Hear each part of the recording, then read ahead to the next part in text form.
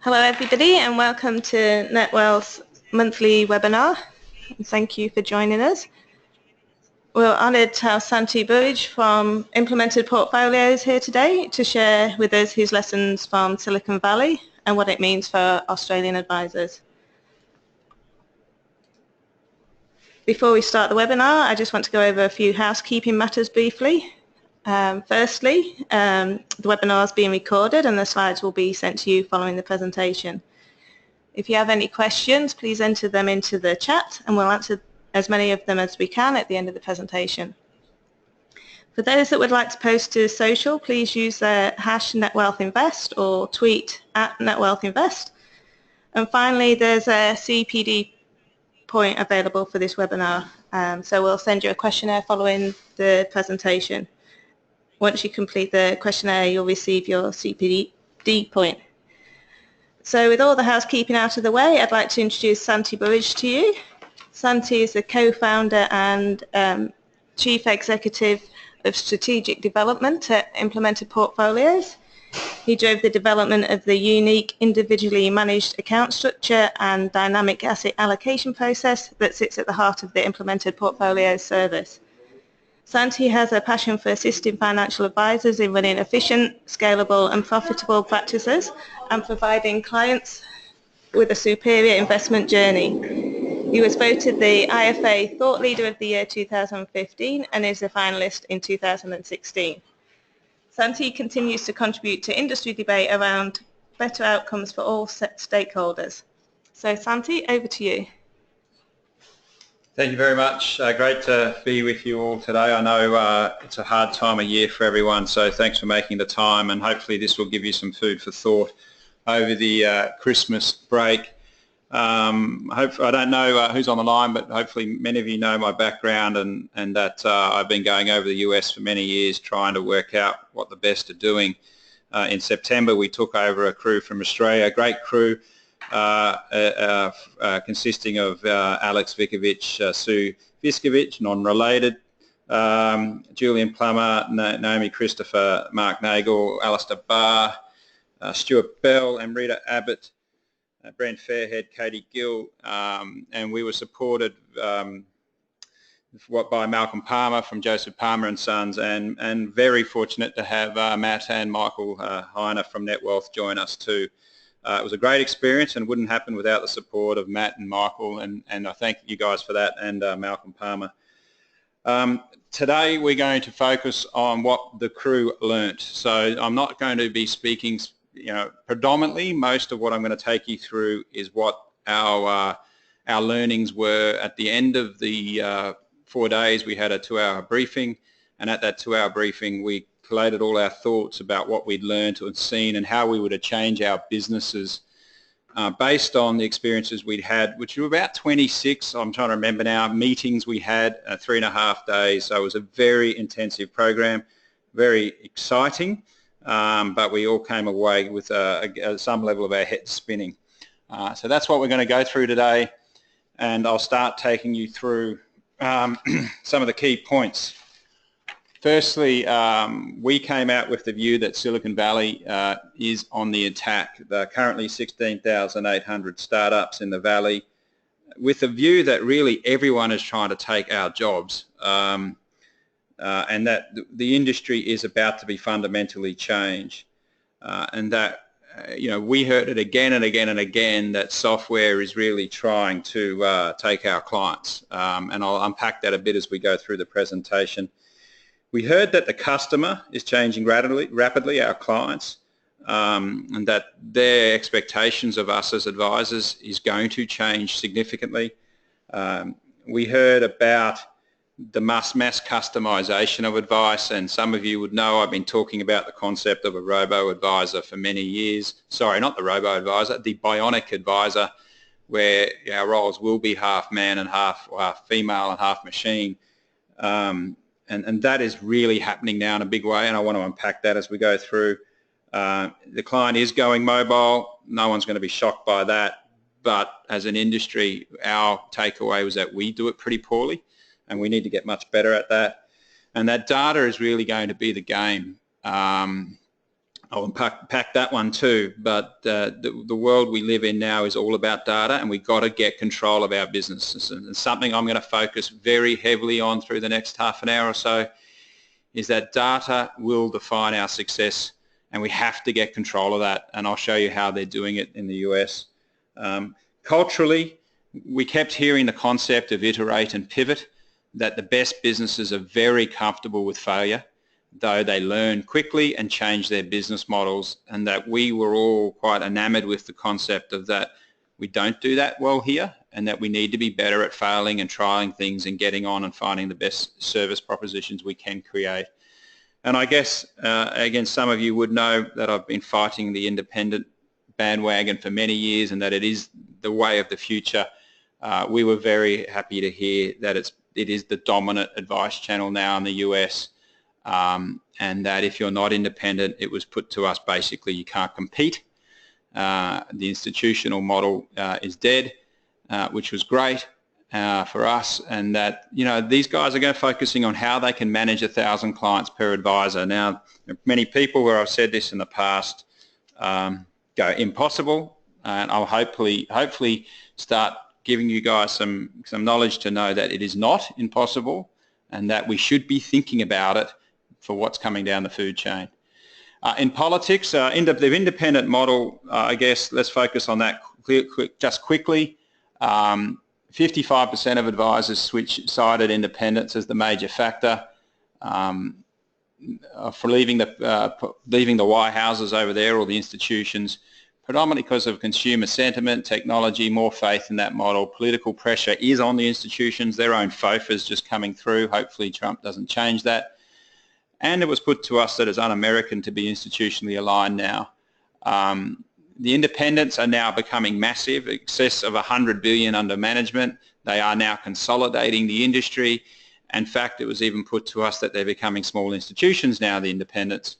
And what was interesting in that concept was that what we've seen over the last 20 years in Australia is when good independents have been created, they've been bought by institutions. I think that cycle's ended here, and we are now going to see the rise of the large independents in this country, which is going to be great for our businesses. The more profitable we are, the more business focused we are, the less product focused we are, the more we are going to earn in the future from when we sell our businesses.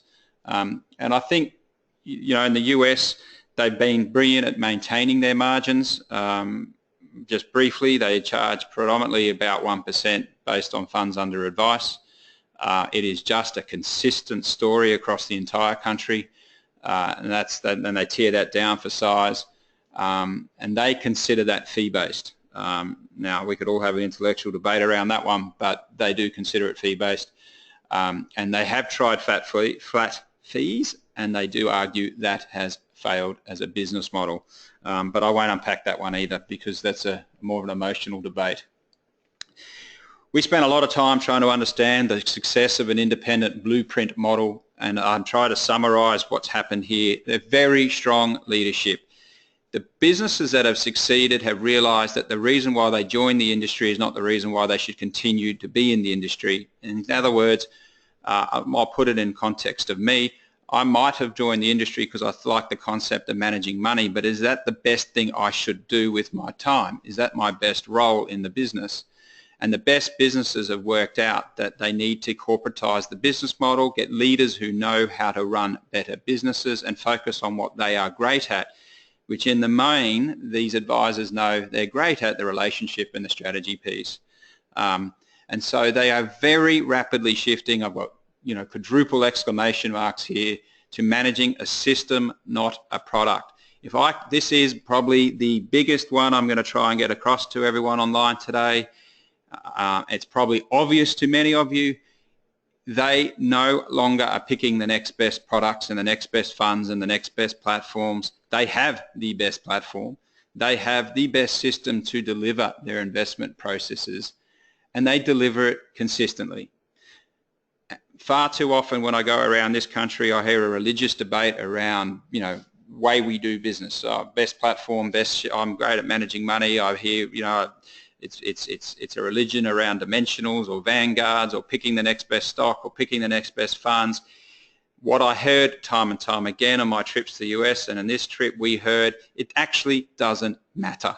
The best businesses just deliver it scalably, integrated. They know their role is about exceeding the client's expectations around service, and they have one consistent investment process. When I walk into your business, we get one consistent process. That is delivered by technology, not by pen, paper and people.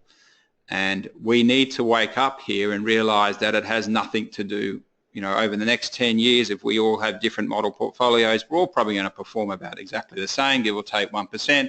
So let's focus on what we can control. They have worked it out. In concept of the institutional versus independent model, I wanted to show you a little video that we heard in the US from a group called Hightower, who have, I think they had about 30 billion in this business that they look after across the country.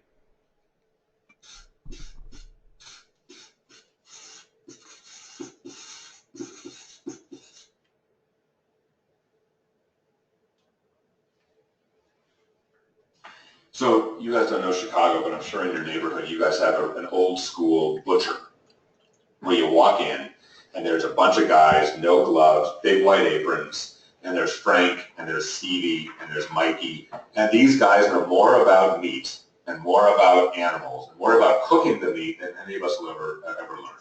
And so you walk in and you say, hey Lou, I'm barbecuing this weekend, right? What do you like? And Lou goes to the big racks of stuff he has underneath the glass, and he goes, the veal chops, just in from Argentina, they are the bomb.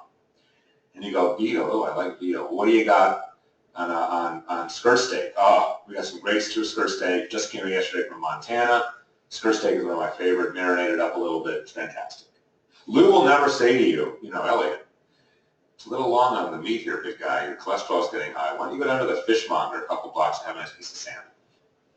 Right? He'll never do that. Why? His job is to sell me meat, and I go in, actually the same way I go into the Toyota dealerships, I like Toyotas, and I trust the salesman to sell me a good product if I trust him. And the fact that he's got my interest at heart vis-a-vis my expectations for selling me that thing. By the same token, when I go to see a dietitian, I know she's going to look at all of my labs, she's going to take all the measurements, she's going to run all of her analysis, and she's going to absolutely give me her best thinking on what's best for me.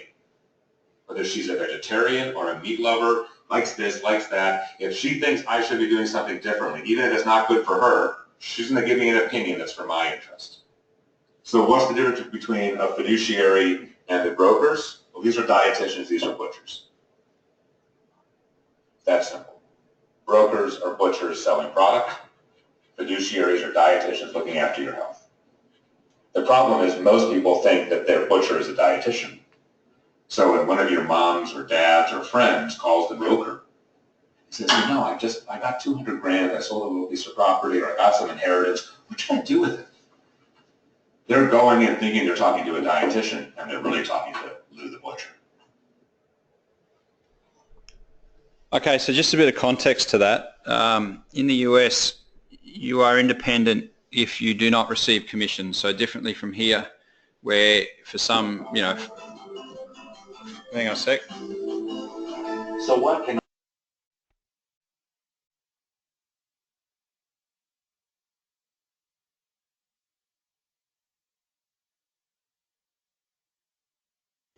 back. So sorry about that. So the independents over there can't receive commissions. The institutional wirehouses can. You're a fiduciary if you can't receive commission or product related anything. So a very different model, and one we could again debate heavily around why it matters how you charge in Australia, how that defines your independence. In the US it defines how you are paid. If you charge a percentage fee or dollar fee, but you are not receive a revenue based on the transaction, you are able to call yourself a fiduciary and therefore independent. And it's obviously been part of the success in the US, why the independent market has grown so quick, because it's been facilitated by that process. Anyway, Hightower, great organisation, and you can probably see why independents are taking the leadership position. We kept seeing that an industry in the US change is on. I talked about data being persuasive and powerful is probably, again, the key point, another key point of what I get across, that every practice over there, at least good practices, control their data and therefore they control their client experience. So they're not being dictated to how their clients experience their online capability. They're designing it the way they want, and I'll show you a bit more around that. I never heard about unicorns, and I imagine many of you haven't either, but they are real now in the US, and when I first heard it I was shaking my head going, I must have got that wrong. He did say unicorns are real. They are startups valued over $1 billion. I believe there's something like 380 startups in the US over $1 billion now, with something about $680 billion in market cap. So, you know, it's just changing everything we thought about the fact that you needed to make profit to be $1 billion company. Not anymore. We kept hearing software is eating the world, and a really cool point we liked was the shift from software being an arms dealer to us, or helping us run a better business, to actually now being a mercenary and attacking our business. I'll show you a video at the end of this presentation from a leading industry figure over there who's discussing that at length, which is pretty cool. And it was put to us, and in the context of hopefully, you know, giving you a good conclusion out of this presentation, that how would we change our business model knowing full well that we are going to be attacked, our food chain is going to be attacked, and how would we change that? We met a business that has adapted. They are called Personal Capital. If any of you haven't heard about Personal Capital, go online, see what they do. It is really, really cool, and I was so excited to meet them. They are the Bionic Advisor. They are half person, half machine. They are managing 400 to 600 clients per advisor. Their systems are account aggregation based. What do I mean by that? So the whole of life picture of the client. So any asset or loan or credit card or anything the client has in their life is being screen scraped using technology from Yodlee in the Valley, and Yodlee is putting all that information on the client's site, so when the client logs on they see everything in their entire life. 60% of the clients were interacting by mobile, which was interesting given this mobile moment I talked about, and the fact that I think as an industry we've been quite poor at it here. This concept of system generated outbound communication all in a positive context. What do I mean by that? So they know what clients have done on their system overnight. So let's say, you know, your clients have gone online to look at how their portfolios are performing. They pressed on a performance report. They've looked at an income report. They may have opened a news article that was linked to the site that was interested to them. And the clients or the advisors are receiving a report in their inbox in the morning saying this is what your clients did on your site yesterday. In fact, this client's now opened a performance report the last 5 days. Maybe you want to get on the front foot and have a chat to them about performance. Or they keep opening articles related to golf or fishing, and you should maybe organise a golf event and take these guys to the golf because clearly they like golf. But the ability to go out in a positive context, not a negative or reactive context, we were all enamoured with. That amazing data and information that they had delivered to their inbox every morning was something we all took away as I guess a point that they are way ahead of us, and that we need to work out how to solve that, and something I've been thinking about ever since it implemented, and we're very keen to solve it. Their technologies are all webinar based.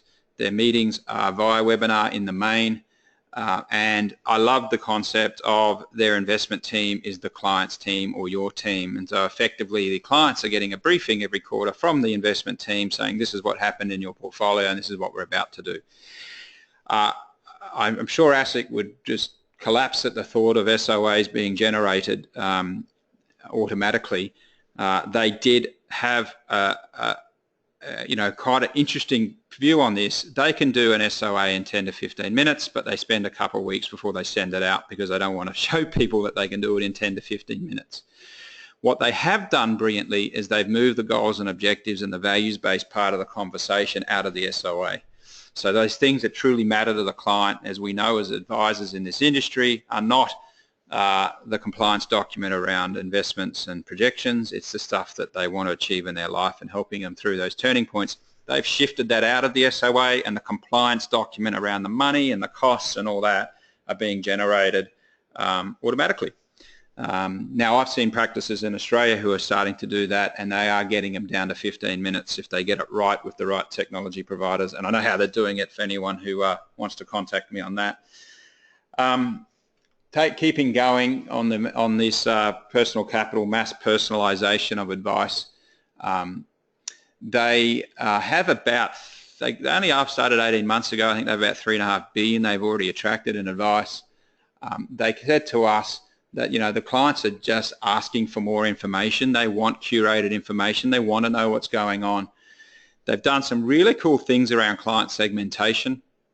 You know, in the industry, we've always, you know, done it A, B, C, D, E based on revenue and referrals, and I'm sure we've all got hybrids of those models. Not to say any of them are wrong.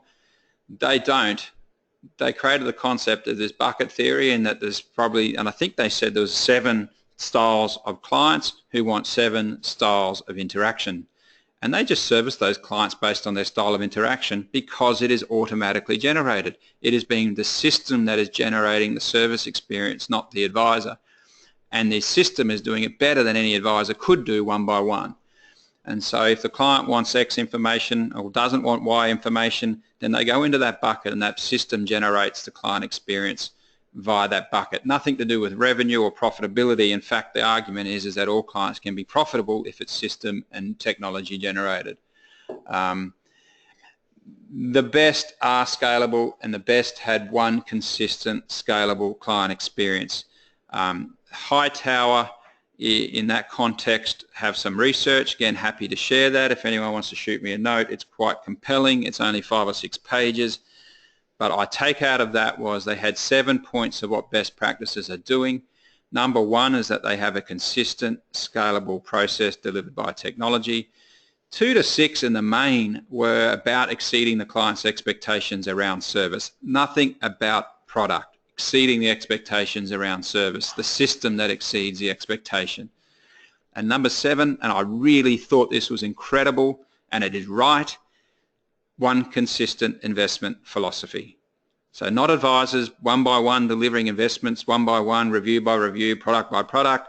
Whatever your philosophy is, it is technology enabled and delivered to every client via the press of a button. So that is mass personalization and advice, and I have no doubt in my mind that's what's going to happen here too. The Robos, as some of us have been hearing about for years, are not the big threat we thought they were. They have shifted from a B2C proposition to a B2B. They are now providing their technology just similar to what Implemented Portfolios does to allow businesses to run a scalable approach that's consistently delivered via technology. Quite honestly, they are better than servicing us than we are because they are so technology enabled. Now, I know it's not about investments. I can hear some of you thinking it, and it's about people's goals and objectives. They're brilliant at that too. And if you're not sure, have a look at it. It was put to us that the biggest lawsuit waiting to happen in America, and I would argue in Australia, is proved to me that in a time of dislocation in the markets, you had the ability to look after my money and react to what was in front of me, that it was systemized and that you could do it via technology, not by pen, paper and people, or when you get around to review me. And I was very interested to see an article from Claire, and I can again put this one through to you, about exactly this point in Australia, saying that it's arguably one of the biggest compliance headaches coming down the food chain. How do we show that, prove that we are able to look after our clients' money by technology, not by having a review and pen and paper?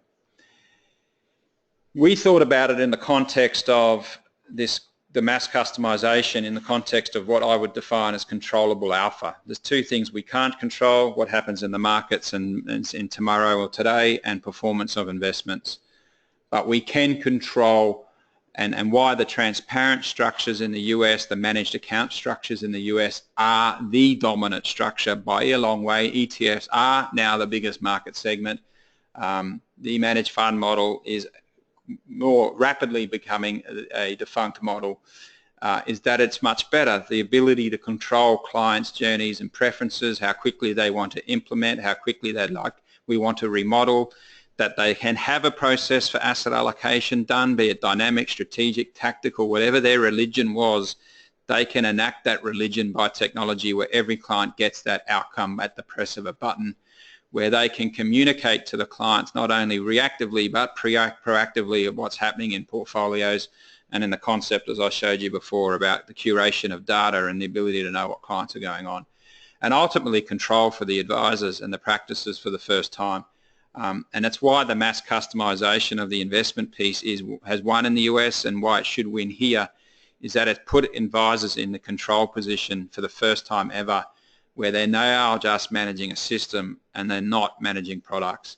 And I've said that several times, and it is the fundamental shift that is occurring. We've heard, and you all will know, but probably not as frank as this, that software disruption is real. We all know these industries are being disrupted. We know banking is now being disrupted. I mean, Woolworths and Coles are shaking in their boots. Coles are shaking in their boots about what Amazon are about to do to the market. And I have a very informed conversation only last week with a gentleman who suggested Google are very advanced in preparing their attack on financial services. Now, I don't know if that's fact, but he seemed to be very much in the know that the person who in Silicon Valley was dealing with it was a good friend of his. The industry is under attack, and disruption is trying to change everything. They are thinking every day about how they attack us. It's no longer slow. It is fundamentally dramatic now, and financial services is a huge, fat, lazy beast that hasn't been attacked properly. There are 800 startups in Silicon Valley alone focusing just around financial services. We met some of them. We met one that I think we all walked in the first 5 minutes. We were having a bit of a yawn, and 10 minutes later we realized the entire accounting profession could be disrupted overnight. These things are fundamental, they are dramatic, and it's going to happen, and we need to adapt our business models to think about how we will play in a different world, which I'm about to get to. They are data-driven, they're not product-driven. They know everything about what their clients are doing and how they can service them better by technology. And we all came away with the view that the implications for not changing our business models across multiple industries, including, the likes of Netwealth and Midwinter and ourselves, that we need to change, otherwise we are going to be under attack. We saw what happened in broking in the US, and Rich, at the end of this the video I'm going to show you will give you his story about exactly what happened in Schwab, because he was the 17th employee there. Broking is now basically free. They built a robo model around investments in the US that actually decimated some of their own business chains. They were that good at it. They actually knocked out some of their own advice channels. They've been so successful at what they've created. It is a free investment service where they use some of their own ETFs. And their ETFs in the US, for anyone knows, are not 50, 60, 70 bips. They're 10, 15, 20. It's a free investment service. Vanguard have been extremely successful in what they've created in their personal portfolio services. 30 basis point advisor online, predominantly CFPs, on a webinar where your goals are tracked and your models are managed.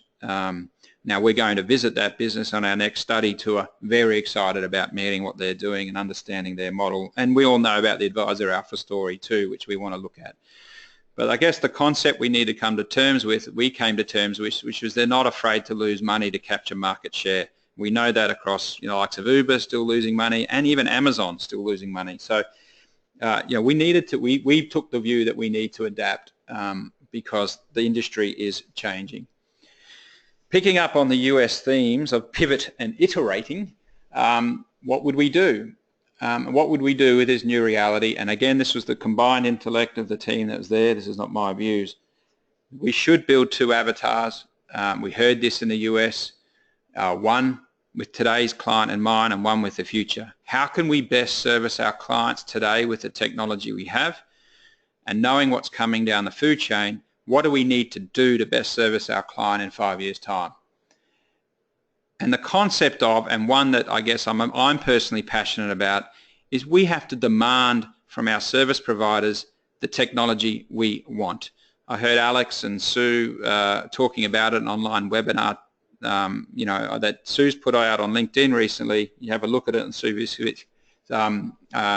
LinkedIn, about the fact that we've been quite poor at demanding the best from our technology providers. We also have been limited by lowest common denominator advice models being dictated to by licensees. Not okay. We need to demand the best technology.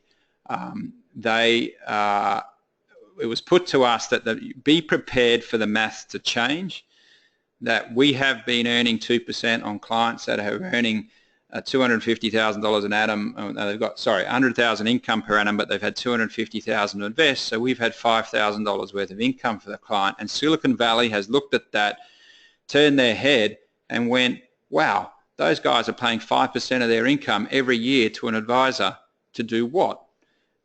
Now, we can have that argument offline, but ultimately it was put to us that it will change and Silicon Valley is going to change it, and we need to work out how to make $25 a month out of a client, not $400 a month. And again, in my video just towards the end of this presentation, I'll unpack that. In iterating, we need to think about our businesses like this. We thought that we need to consider that we must have full back office automation. It is no longer okay to have paper moving in our office and plans being reviewed, prepared to switch from 55 to 50 and fund X to Y because the licensee has said it's no longer on the AFPL, and we spend the next 12 months doing that and clients coming in and having meetings around that, that we must have full back office automation delivered by technology, where statements of advice around the compliance part are done in 10 to 15 minutes, where our middle office function, the ability to deliver our services that we want to provide our clients via technology, is fully automated. And to do that, we must have the capabilities to mass customize our clients' portfolios, to truly treat every client individually at every level by technology, not by pen and paper, because mass personalization of advice, the ability to help people get to where they are going or where their dreams are or where their values are, by technology is coming, and it's coming quick, and we need to be able to do that. But it was being put to us, we can't get to mass personalization and that ability to do that via technology if we haven't got the capabilities around mass customization around the investment piece. Get that done and get it done really well, because it's not going to matter long term, because the mass personalization piece is where it's going to be played. And from the front office perspective, it's all around client engagement. How can we exceed the client's expectations? They all have CRM at the core. They do not, and many of you may have heard me say this in the past, they do not ask their financial planning software provider to be a CRM. They get the world's best CRM and tell their financial service provider, financial planning software provider, to talk to their CRM. They demand it. And again, we need to be better at demanding it. Their platforms are interactive, and as I mentioned before, they know more about clients, what they are doing on their platform, than we could possibly ever dream about. And it is going to come here, and it is coming here, which is great, and it's something we're very excited about developing too and implementing.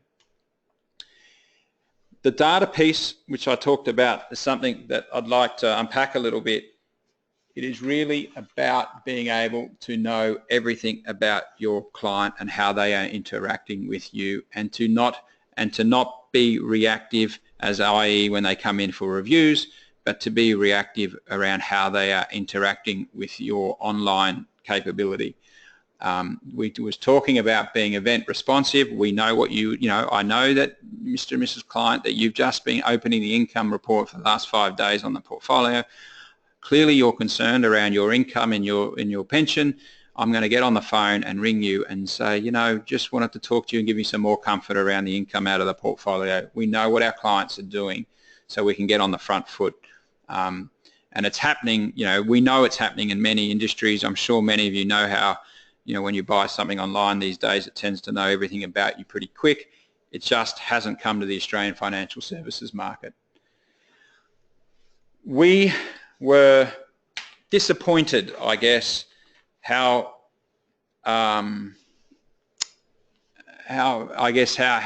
frustrating it was that they are just being able to, via technology, be much more profitable. They are making twice as much as us per average. I have another report if anyone's interested. The best independent and financial advisors in the US make $850,000 US per advisor.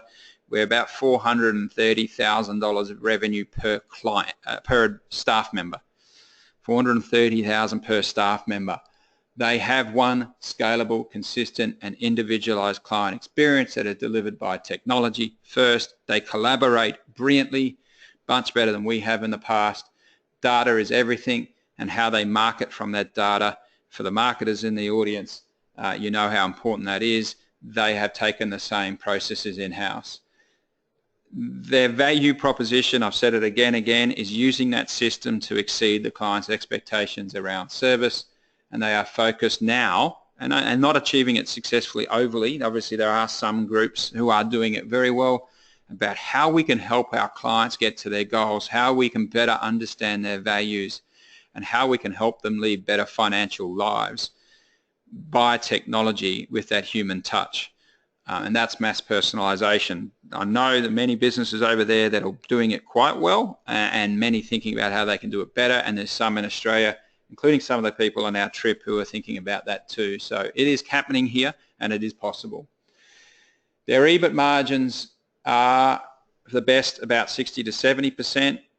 Sue tells me in Australia it's somewhere between 20 and 25, but if it's 30 or 35, I think the best in Australia probably somewhere between 50 and 60. All I've been able to work out is, and this is in my context, and from how I was trained in this industry and how I meet a lot of practices around the country who are still stuck in the product land, is that it's got nothing to do with product, and they are just focused on winning the service game and delivering a great, consistent and individualized investment experience that's technology enabled. I'm sorry if I sound like I'm repeating myself, but the difference between you as principals moving from earning 25 to 50% in EBIT margin, in my mind, is as simple as getting that ego at the door and working out that you want to win the service game, not the product game. And that's what they've worked out in the US.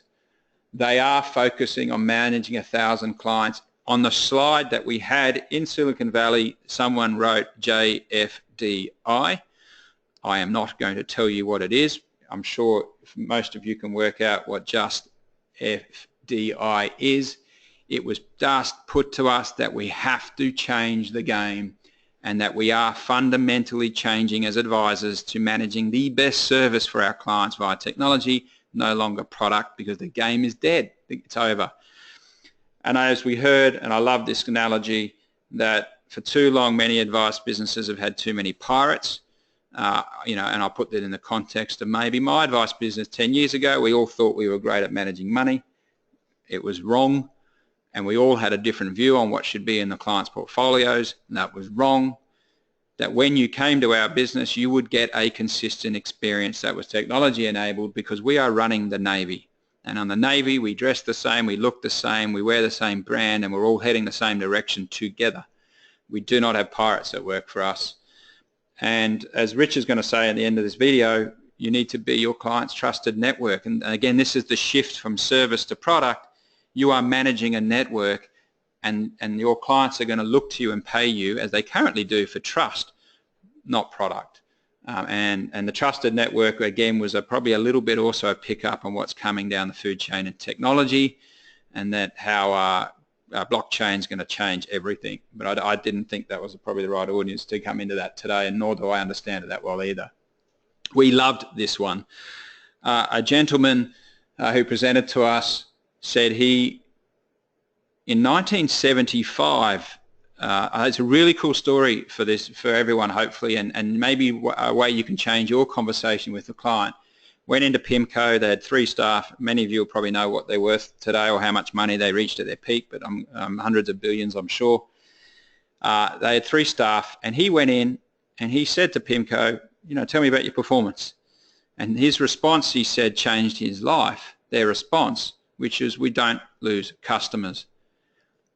And he thought that was so incredible, and I must admit I did too, because I thought about it in 2 contexts. If clients of ours come to us and say, you know, tell me about the performance for the year, I think our immediate response was, it doesn't matter. Our focus is on exceeding your clients' expectations around service, and if you want me to focus on performance, I can be the world's best salesman, or I could send you the world's best salesman who'll find you the world's best product, but will never outperform. Or would you like me to focus on what we can actually truly do? And that was what he took out of it and what I took out of it, the ability to have that conversation with the client, but also probably a higher view that I had, which was, it doesn't actually matter. We're all going to perform the same. If we win the service game, we win the business and client game. It's not going to be the performance game that defines our success. And so he thought that was quite incredible, and so did we. It made us think we've been asking and answering the wrong questions. When we ask BDMs what their performance is, we're asking them to sell us product. And unfortunately, that's not going to make our businesses any better. We know it's about the journey, engagement, and trust. And we should be focusing around how we can exceed the client's expectations around what we've set as their achievements. We have been trained, and for those of you who've been around long enough like me, we have trained to sell product, ultimately the world's best funds. Some of that might find that confronting, but that's the way I looked at my role, and it has nothing to do with it. We want to create the world's best journey to exceed our clients' expectations. So where to from here before I wind up? We really want to think about the concept. The way we want to think about it is how we are going to create that perfect client and that perfect service to that perfect client. We focus on the ability to mass customize our portfolios, that every time we run a client one by one, review by review, ROA by ROA, product by product, we are destroying our business and we are destroying our ability to engage our clients proactively and relevantly, that the game is now around service and delivering it via technology, and we are shifting from managing a system. We need to be able to be comfortable with failure, and something I've learned over many years, that it's okay to fail in the end. If we learn from it, it's okay. We need to lose the pirates and understand our businesses is the Navy, and that when you come to our business, Mr. and Mrs. Client, we are brilliant at delivering our version of the Navy. And something that we all took away from the US, really, I guess as a last statement, was they just seem to have fun and reward failure and get on with learning from that. And I think that goes to Sue and Alex's point around demanding our technology providers to deliver what we need or firing them. Because if they're going to stop us having fun and exceeding our expectations, that's simply not okay. So in the end, I thought I would, I have been talking for some years about the concept of a bionic advisor. I'm hearing others talk about it now in the industry. That's cool. We had Sue did an interview with a gentleman by the name of Rich Arnold. Rich was that man who I said was the 17th employee at Charles Schwab. He's half Australian, half American. He did this interview with Sue, and I'd like to share it with you before we wind up.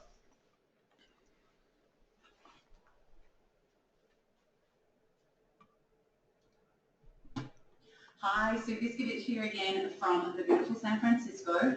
This is the second of a couple of videos that I'm doing now with the wonderful Rich, and we were talking in the last video about how technology gurus are gunning for us in our industry. Every industry is going to be disrupted, and financial services are certainly not immune to that.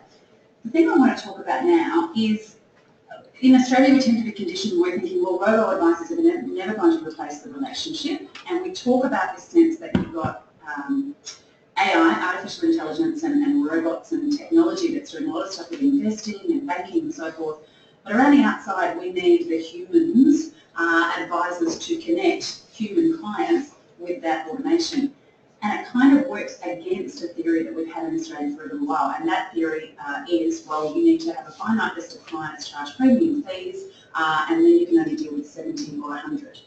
Well, we were talking about how price squeeze is really affecting that business model, and you were saying that we really need to start thinking about how we can leverage ourselves to be servicing 500, 1,000 clients for advisor. I'm going to stop talking now. Well, What's that?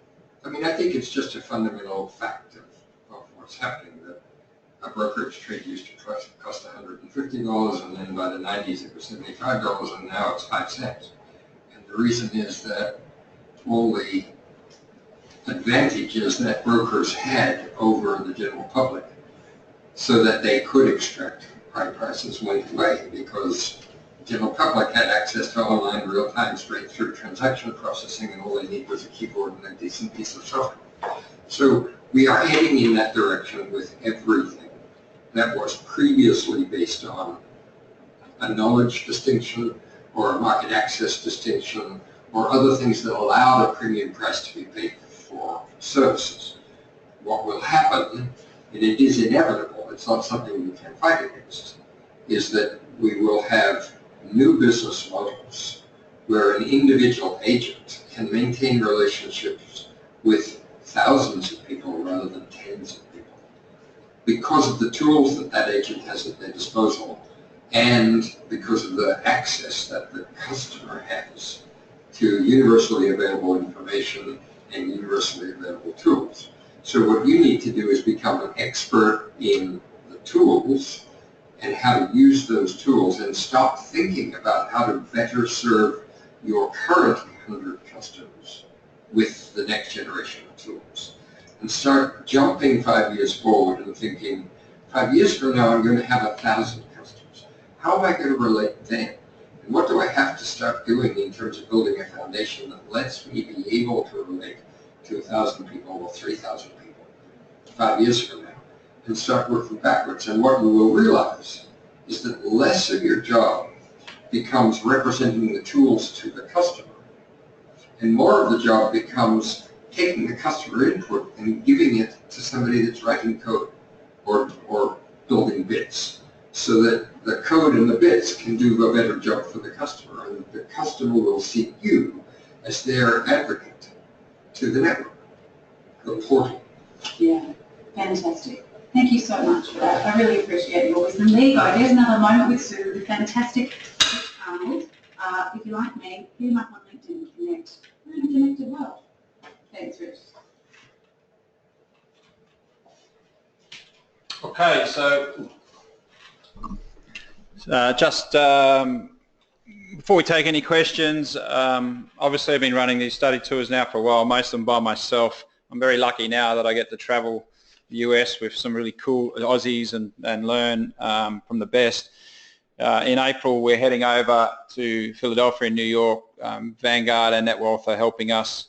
Thank you again to Netwealth and Vanguard, to really understand how they're doing the personal portfolio services and see how that's changing the game over there, and then into New York to meet a whole bunch of practices and see what the best are doing on the ground. We have a few spots still left, so if anyone's interested, give me a call, but I guess now I'll open it up for questions. So we haven't actually received any questions this time. Excellent. I guess it's a lot to take in, so something that everybody needs to think about. But I guess the key message from you is, it's something that people need to act upon, not just thinking about, and, there's a lot happening out there. And yeah, it's very exciting times for the industry, which is great. The independence is booming and technology is helping us run better businesses, and everyone should win, hopefully, except the product manufacturers. Okay. No questions through? No questions at all. So everybody is obviously very busy. Thank you everyone for logging into the webinar today, and a big thank you to Santi for sharing his thoughts from the US and here in Australia. As I mentioned before, we will send you the slides and the questionnaire, and if you complete that you'll get your CPD point.